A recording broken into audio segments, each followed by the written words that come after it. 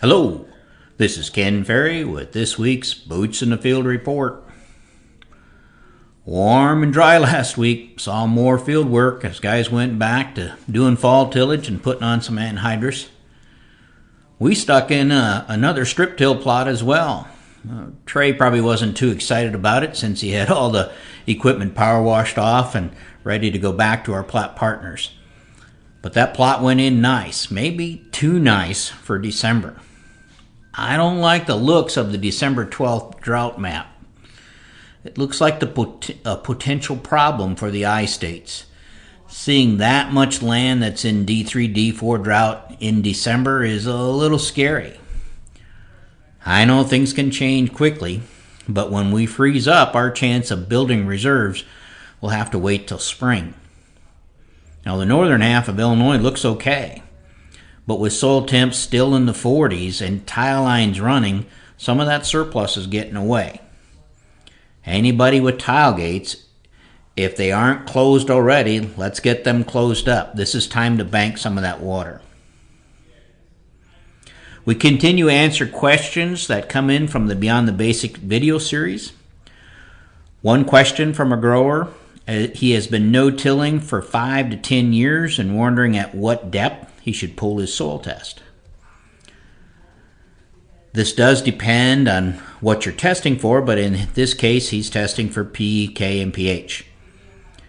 I would still recommend a 6 2/3 inch sample depth, but not knowing your specific situation and what your fertilizer applications were in the 10 years of no-till and what your fertility levels were before you started no-tilling, I'd recommend you pull some stratification tests as well. Here we would pull a sample half that depth and put it in one sample and the bottom in a different sample. So, pull your 6 2/3 core, split it into two samples. After 10 years of no-till, the top 3 inches will be considerably higher than the second 3. Now, this is due to stratification that comes from all the crops that have decomposed at the surface as well as broadcast fertilizers and lime over 10 years. High levels of fertility in the top is not a concern, but ultra-low levels in the bottom 3 is. If the bottom 3 inches are deficient in nutrients, it means it was probably that way when you started no-tilling. In the fields we sample, we don't see a lot of movement in the lower 3 inches of the sample in our no-till growers after decades of no-tilling. If they were high when you started, they tend to stay high, and if they're low, they tend to stay low. If you see a deficient fertility levels in the second 3 inches, you may want to address it. 90% of the P and K we pick up comes out of the top 6 inches where the microbial activity is at. If the top 3 inches get in trouble in a drought like this year, your plants will need to feed on that lower 3 inches. To weatherproof your soil in that situation, it would be best to fix the lower fertility in that bottom 3 inches.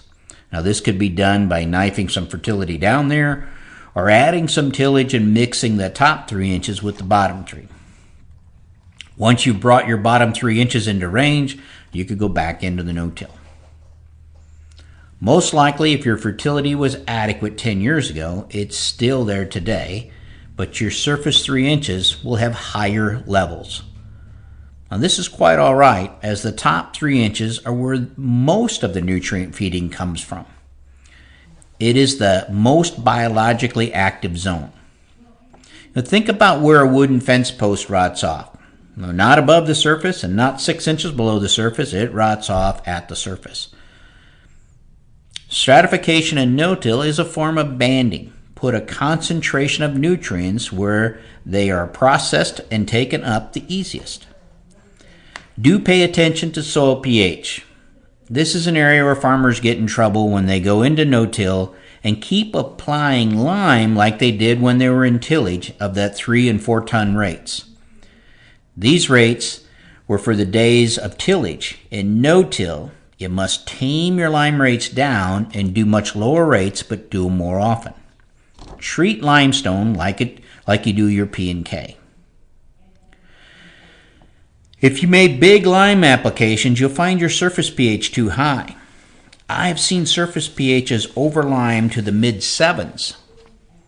This causes issues with nutrient tie-up, herbicide carryover and damage, nutrient and nitrogen volatility. With stratification pH issues, the only option is to mix that soil, which can be a tricky one in the highly erodible ground. On December 15th, we heard something finally from the Biden administration on the sustainable aviation fuel front. The initial signs look good for the American farmer. The big question, of course, is whether farmers can do their part in producing the sustainable aviation fuel that qualifies for the 40B tax blenders credit and the 45Z clean fuel production tax credit with the Inflation Reduction Act. And it may be getting closer to getting an answer. The big question is how the carbon intensity or CI scores will be calculated. Will we use the Argonne National Lab CREEP model or the California CREEP model or a European model? On December 15th, the U.S. Department of Treasury and the Internal Revenue Service announced that the Department of Energy will work with other federal agencies to create an updated CREEP model and be able to do the CI scoring for the sustainable aviation fuel. The release date is right now set for March 1st, 2024. This model, if I understand it right, will be somewhat of a blend of the Argonne National Lab model, the California model, and the European model.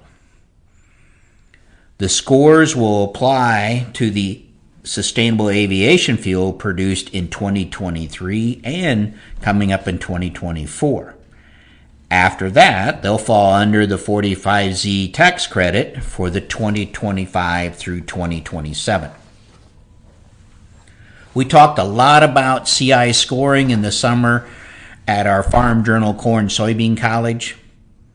The fact that it's going to be an updated CREEP model, I think, indicates that farmers are going to be part of growing the feedstock for this renewable fuel, and I think could be a big part of the biofuel credits.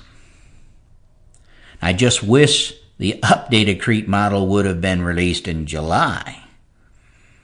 The window has closed on a lot of options to lower your CI score for the 2024 crop, which would be eligible for the Sustainable Aviation Fuel 40B blender credit and the 45Z clean fuel credit that goes in effect January 1st of 2025.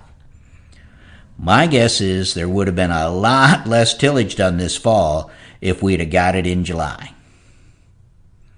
If the American farmer can get credit for building sustainable aviation fuel, guys, this will be a game changer.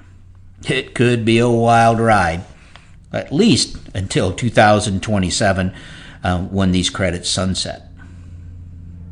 We'll be spending some time talking about these updates in our winter college on January 9th. I know a lot of you are still watching the Beyond the Basics series. Keep sending in your questions. Don't forget to sign up for the Winter Virtual College. You can do that on our website. Keep sending in or delivering your yield map data to our office. Katie's crew is working hard at getting them all ready for your yield map meeting. Like always, the office will be closed from Christmas to New Year's so our employees can spend time with their families during the holidays. We here at Crop Tech wish everyone a very Merry Christmas and a Happy New Year. To stay up to date, check out our website at croptechinc.com and subscribe to our podcast, Boots in the Field Report. Keep her safe, keep her moving.